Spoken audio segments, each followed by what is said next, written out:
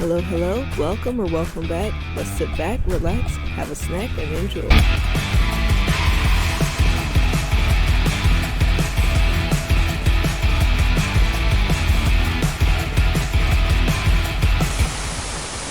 Sit at My Grave, Season 4, Sanity or Salvation, Chapter 45.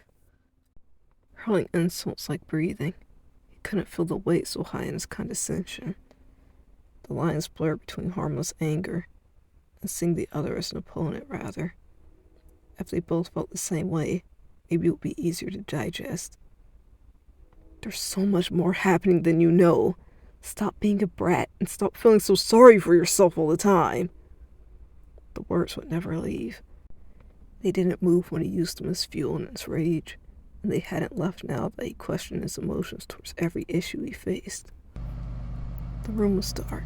His suitcases, blemished and torn, matched their owner, but regardless of the scars, they were both ready to go.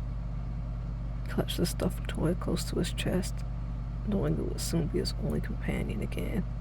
He found himself pulling away from the group more and more as the festivities had wound down. The fun he had, the warmth he felt as he was welcomed back with open arms, had twisted once again. Maybe it was the guilt, or perhaps his body's way of getting ready to leave the comfort. Arden stared at the ceiling above him, holding tighter.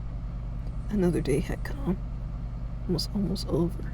In a few moments, he'll be eating dinner one last time with everyone. Planning his escape over and over in his mind. Do I tell Mom this time before I leave? Would that be better? Arden questioned.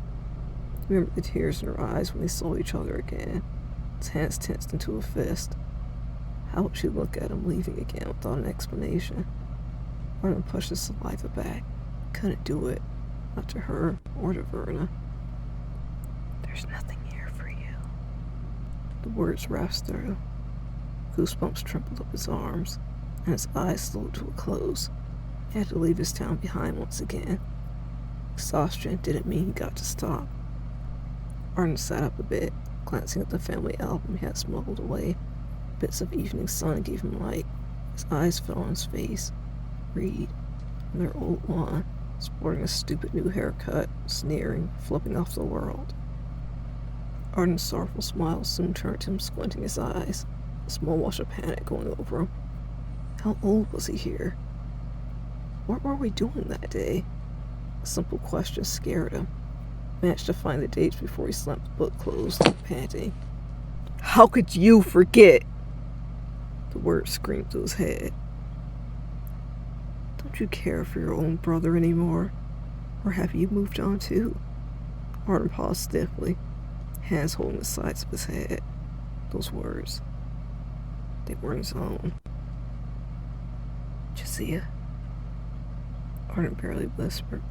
The name carried through the empty room. The fear he once felt with a voice overtaking his own, starting to feel like hope. Josiah! Arden called again. He dropped the giraffe to the floor, getting fully to his feet, searching frantically.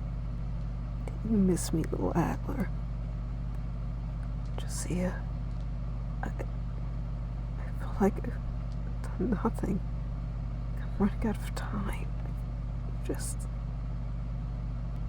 Arden immediately pleaded. He didn't know when his opportunity would be back. He couldn't risk it.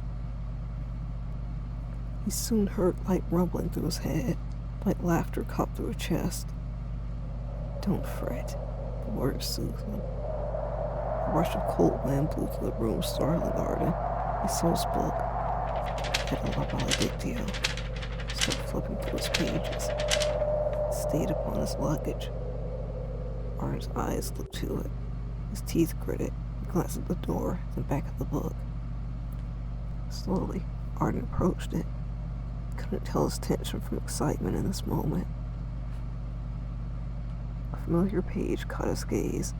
A tall, commanding statue, the people lying about it, sprawled in all different directions, seeming to circle the figure. Before Arden could question its relevance, frustrated with having seen this page before, he noticed something that hitched his breath. Staring closer, he noticed all the people had been replaced. glare smeared on a face he couldn't recognize. It was now someone whose features he knew very well. Arden almost fell back from the shock. Those open eyes, with a pained expression he couldn't quite place. Dirt stains mingling with his own blood. Torn clothes. Arden's hand went to his mouth. His stomach dropped grossly, and his face went hot. Yara, he whispered.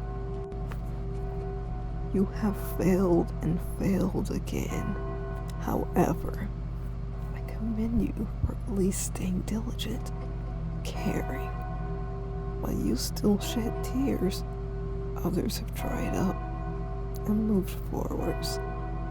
Lucia whispered with disappointment.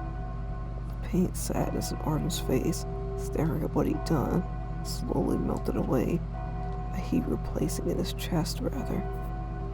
In his head, the things his brother went through were brought up, from Easton beating him to Renly pressuring him all through his childhood, his bandmates using his work for fame, even the thoughts of his family enjoying the holiday without Reed sent deepening resentment through him.